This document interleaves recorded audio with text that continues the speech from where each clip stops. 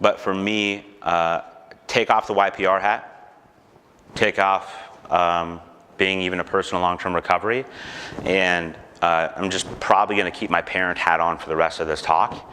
And really what motivates me to do what I do is the very real reality that my daughter's getting older. She's already 2.5 years and 3 days, as we discussed earlier. I don't know if she'll develop a substance use disorder. I don't know if she'll struggle with mental health challenges.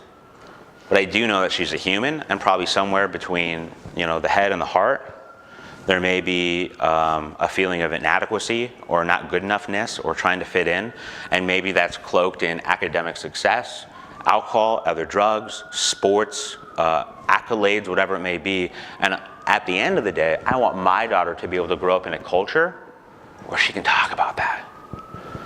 That could be at a school, that could be at a community center, that could be at a church, that could be through a mentorship program where she can say, hey, I've experimented with X, Y, or Z, or I'm going through these things, and there's no stigma, there's no shame.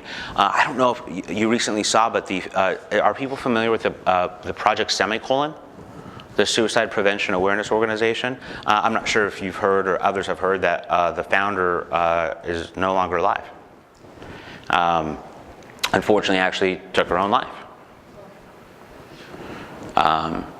So I say that to say, not that you need convincing, but we're living in very serious times where the stuff that happens up here, if we can't talk about that with people, or what's happening in our hearts, if we can't talk about that with people, and we don't have policies in place ready to support people, not people like that. The sentence actually ends at people. If we don't have policies in place to support people going through things that people go through, we're going to have a missed opportunity. And the last thing I'll say is explaining this picture. So this was when my daughter was much younger. You can see that she still had a little bit of a rubber band wrist, but she was obviously standing on her own.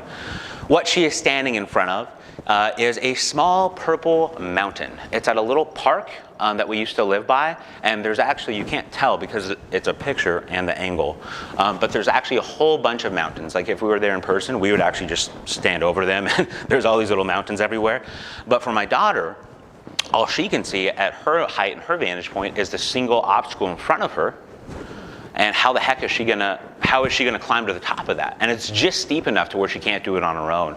But what we've instilled in my daughter, and it's one of the most beautiful memories I have with her, is she knows that she doesn't even have to ask.